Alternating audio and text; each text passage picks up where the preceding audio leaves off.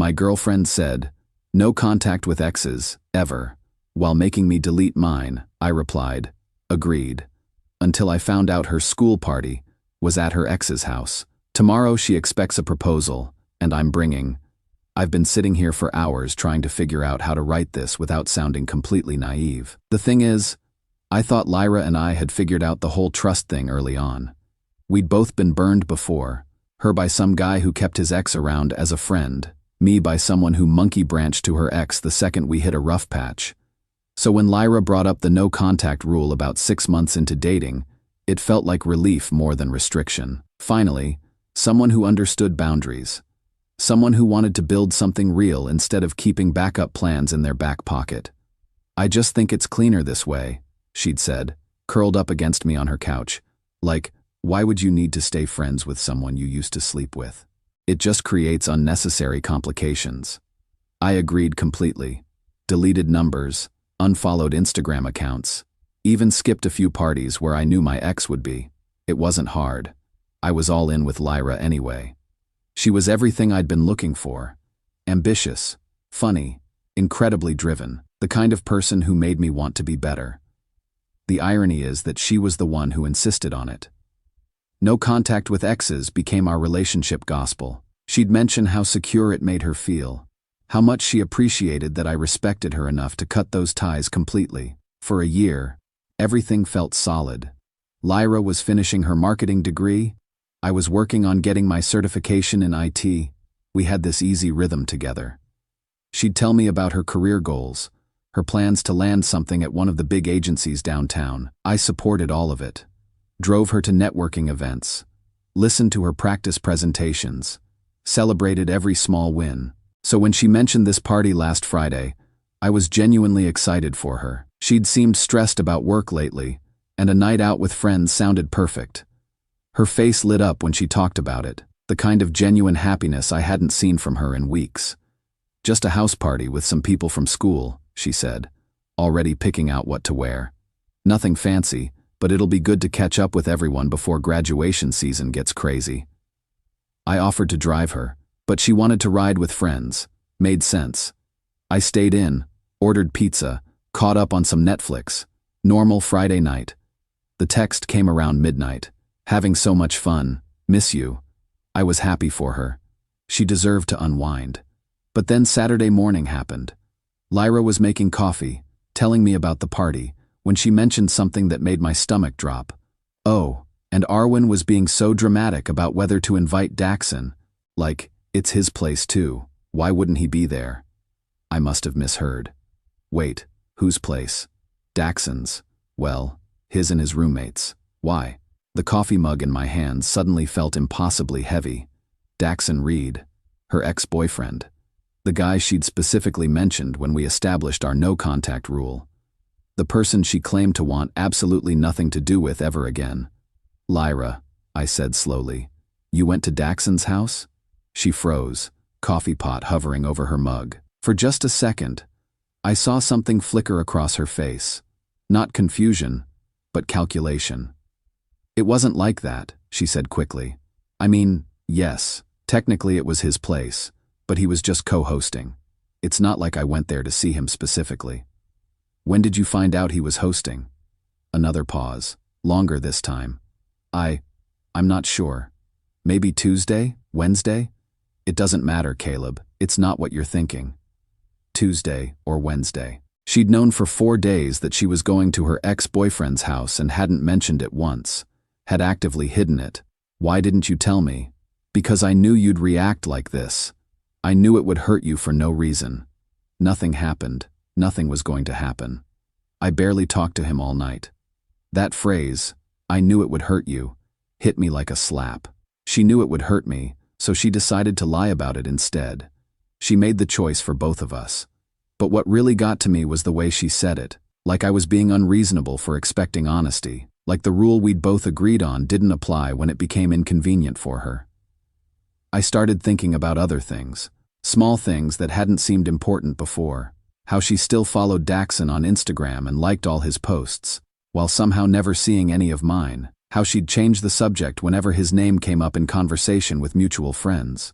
How she'd insisted I delete my ex's number but never showed me her doing the same. The worst part wasn't even the lying.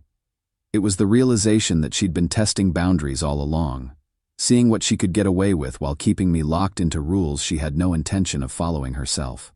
"Look," she said, reaching for my hand. "If it makes you uncomfortable, I won't go to things like this anymore. I should have told you, okay? I messed up." But that was the trap, wasn't it? Now I was supposed to be the controlling boyfriend who forbade her from seeing friends. Now it was my job to set the boundary she'd already crossed, making me the bad guy for enforcing the rules she'd created. I told her to do whatever she wanted, that I had some investigating of my own to do. Her face went pale. "What do you mean, investigating?" I didn't answer, but for the first time in our relationship, I was done taking her word for anything. Update 1. I know how that sounds. Trust me. I've been questioning my own sanity for the past 72 hours. But something about Lyra's reaction when I mentioned investigating told me I was onto something bigger than a party she forgot to mention. The PI I hired specializes in digital investigations, social media analysis, location tracking through public records, that kind of thing. I figured if there was a pattern of deception, technology would reveal it. What came back made me understand why she looked so panicked. For the past 6 months, Lyra and Daxon have been running into each other with suspicious regularity. Coffee shops near campus, the gym we both go to, even the grocery store. At first, these coincidences seemed random, but when you map them out chronologically, they happen every 2 weeks like clockwork. The PI pulled location data from social media posts and cross-referenced timestamps. They've been meeting up consistently, usually when she's told me she's studying at the library or running errands. The photos don't show anything explicitly romantic, but they show something else: comfort, familiarity, the kind of body language between people who see each other regularly. But here's where it gets really interesting. Daxon works for Morrison Creative, one of the marketing agencies Lyra's been interviewing with. You know, the dream job she's been talking about for months? The career opportunity that's going to change everything for her? Turns out her current position is less stable than she led me to believe. Her company is doing layoffs, and she's been on the bubble for weeks. She's been using our relationship, my steady income, my emotional support, my stability, as a safety net while actively pursuing opportunities through her ex. The party wasn't just a social gathering. It was a networking event. Half the people there work in marketing, including several from Morrison Creative. Lyra had been planning to use it to strengthen her professional connections, with Daxon as her inside contact. When I confronted her with this information yesterday, the conversation went to places I wasn't prepared for. "You hired someone to investigate me? Kale, that's completely insane. What's insane is finding out my girlfriend has been secretly meeting with her ex for months while lecturing me about contact with exes. They weren't secret meetings. We just happened to run into each other. Every 2 weeks, at the exact same coffee shop. That's not coincidence, Lyra." She broke down at that point, admitting what she called an emotional affair, but insisting it was just friendship. But then she said something that revealed everything. "I've been unhappy, okay? I didn't want to hurt you by talking about it, but I've been feeling trapped. Daxon understands my career goals in ways that—" She stopped herself, but the damage was done. "In ways that I don't? That's not what I meant." "Then what did you mean?" "I meant that sometimes I feel like you don't understand how important my career is to me. You're content with your life, but I want more." The accusation stung because it revealed how little she actually knew me. I've been working toward my IT certifications specifically so I could support both our futures. I've been putting in extra hours so we'd have financial security when she graduated. I thought we were building something together. But apparently, while I was planning our future, she was planning her exit strategy. The love bombing started immediately after our fight. Sudden affection, talk about moving in together, future plans she'd never mentioned before. Classic manipulation tactics to keep me invested while she figured out her next move. She's also been telling our mutual friends that I spied on her like a stalker, painting herself as the victim of my controlling behavior. The same friends who've watched me support her ambitions unconditionally for a year are now questioning my character. But here's what she doesn't know. The PI found something else. Something about why Daxon specifically wanted me out of the picture for that party, and it has nothing to do with networking or career opportunities. Update 2. I wasn't expecting to hear from Daxon directly, but yesterday morning, I woke up to a message that changed everything I thought I knew about this situation. Hey Kale, I know this is going to sound crazy, but we need to talk. Lyra has been playing both of us, and I have proof you need to see. My first instinct was that this was some kind of setup. Maybe Lyra had told him to reach out, to spin some story that would make their friendship seem innocent. But the screenshots he sent made my blood run cold. For the past 8 months, Lyra has been telling Daxon that I was obsessive and controlling, that I monitored her social media, questioned her friendships, made her feel trapped. She painted me as the reason she couldn't be herself or pursue her dreams. But here's the devastating part. She told him she was planning to break up with me as soon as she got the Morrison creative job secured. I was her safety net while she worked on getting back with him. I just need to keep things stable with Kale until I know the job is mine, she told Daxon in a voice recording he shared.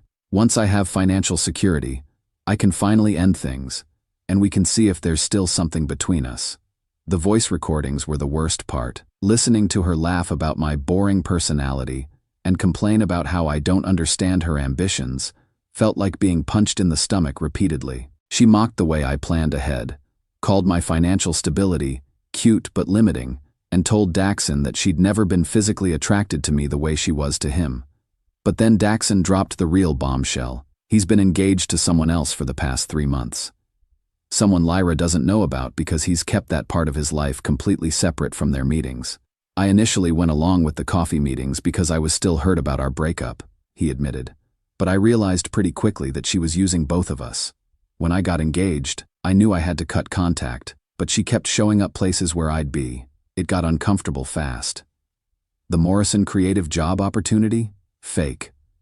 Lyra made it up to justify their meetings and to give herself hope that the relationship could work out. Daxon never had the kind of influence at the company that she believed he did. But the most crushing revelation was learning about her exit strategy. She'd been documenting everything she perceived as controlling behavior from me, including my reasonable questions about her whereabouts and the investigation I hired. She was building a case to make me look like the bad guy when she eventually left. She'd been removing her relationship status from social media whenever she met with Daxon, then putting it back up afterward. She'd been testing different versions of breakup conversations with her friends, asking hypothetical questions about leaving unsupportive partners. Everything about our relationship had been calculated. Every conversation about our future, every time she'd seemed grateful for my support, every moment of intimacy, it was all performed while she planned her escape. When Daxon showed me the messages where she detailed her strategy for keeping Kale invested until the timing is right, I realized I'd been living in a completely different relationship than the one she was having. I feel like I need to tell you this because what she's doing isn't right, Daxon said. I made mistakes getting involved with someone in a relationship, but I didn't sign up to be part of this level of manipulation. We talked for over an hour. He apologized for his role in the deception and shared everything he had, months of messages, voice recordings, even photos of her changing her social media settings during their meetings. But here's where the story takes an interesting turn. Tomorrow is Lyra's birthday party. She's been planning it for weeks, invited all our mutual friends, and has been dropping hints that she expects me to propose. Our friends have been asking me about ring shopping for the past month. Daxon and I came up with a plan. Tomorrow, everyone who's been watching this play out is going to see exactly who Lyra really is, and she's going to get the birthday surprise she deserves. Final update. The party was supposed to be perfect. Lyra had been planning it for weeks. Our entire friend group, people from her program, even some of my coworkers she'd insisted we invite. She'd been dropping hints about expecting something special from me, and everyone assumed I was going to propose. I played my role perfectly, helped with decorations, bought an expensive gift, acted like the devoted boyfriend everyone expected me to be. Daxon agreed to show up as the surprise guest Lyra had specifically requested, though she had no idea what kind of surprise she was actually getting. The party started at 7. By 8:30, everyone was relaxed, drinks flowing, music playing. Lyra was glowing, wearing the dress I'd complimented weeks ago. She kept squeezing my hand, giving me meaningful looks across the room. Our friends were practically vibrating with anticipation for what they thought was coming. At 9 o'clock, I stood up and asked for everyone's attention. "I want to thank everyone for being here tonight to celebrate Lyra," I began, watching her face light up with anticipation. "This past year has been educational. I've learned so much about trust, communication, and what people are really capable of when they think no one is watching." I could see confusion starting to creep across her face. This wasn't the romantic speech she'd been expecting. So I thought tonight would be perfect to share some of the things I've learned.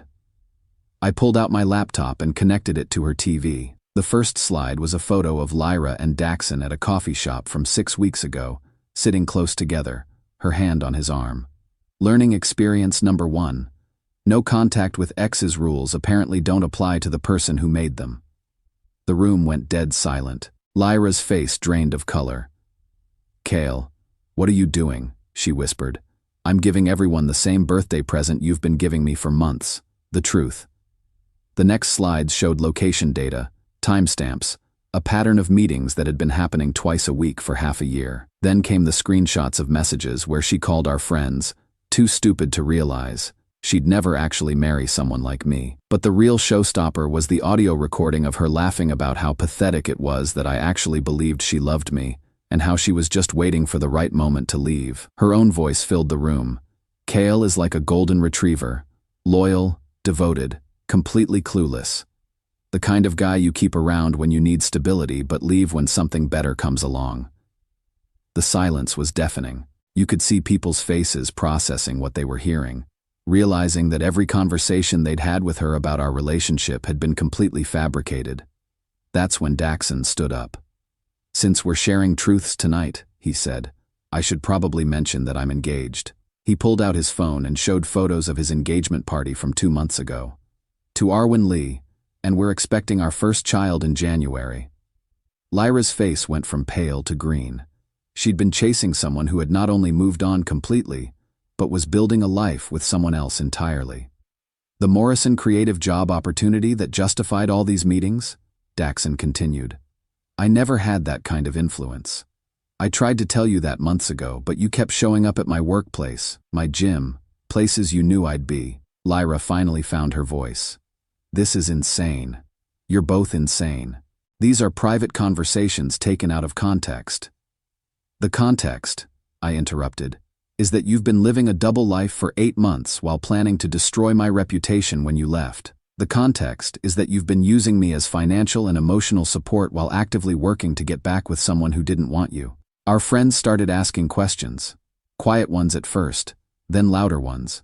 People she'd confided in about my controlling behavior were realizing they'd been given a completely false narrative. Friends who'd been planning to support her through what they thought was an unhappy relationship were seeing evidence that the relationship problems had been entirely manufactured. Her own sister, who'd flown in for the party, looked mortified. "Lyra, please tell me this isn't true."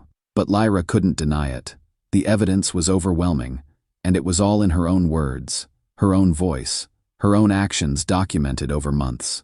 The party ended abruptly.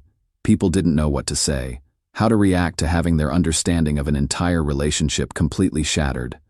A few friends tried to comfort her, but most just left quietly. By 10:30, it was just Lyra and me in her apartment, surrounded by birthday decorations and the wreckage of her carefully constructed image. "I never meant for things to go this far," she said, crying into her hands. "Which part? The lying, the manipulation, or the systematic campaign to destroy my character?" I was confused. I was scared about my future, about making the wrong choice. "So you decided to make the choice for both of us. You decided to keep me as backup while you figured out if you could get someone else back?" She had no answer for that. I told her I'd already moved out. I'd been staying with my brother for 2 weeks while I planned this. Her stuff was packed in boxes labeled "Liar's belongings." Petty, maybe, but satisfying after months of being gaslit. The social fallout has been swift and brutal. Most of our mutual friends have blocked her on social media. Her manipulation tactics didn't just affect me. She'd been lying to everyone about various aspects of her life, and people were starting to piece together other inconsistencies in her stories. She lost her current job because the drama made it to social media, and her boss saw the recordings where she talked about stealing office supplies and lying on her timesheet. The professional network she'd been building through Daxon's connections evaporated when the engagement photos went public, and people realized the extent of her inappropriate pursuit of an engaged man. 6 months later, I'm living in a new city with a better job and dating someone who chose me first instead of treating me like a backup plan. Someone who respects boundaries because she helps create them, not because she wants to restrict me while giving herself unlimited freedom. Lyra tried to contact me last month through a mutual friend. Apparently, she's working retail, living with her parents, and most of her social circle has moved on without her. The friend said she wanted to apologize, that she'd learned her lesson and grown as a person. I read the message and deleted it. Some lessons you don't get to learn on other people's time. The hardest part of the whole experience wasn't the betrayal. It was realizing how much of my own intuition I'd been suppressing to maintain a relationship that was never real. When someone shows you who they are, believe them the first time. When someone has different rules for themselves than they expect from you, that tells you everything you need to know about their character. Sometimes the best revenge really is just showing people who someone actually is. The truth has a way of revealing itself eventually. It's just a matter of whether you control how it comes out or let someone else control the narrative.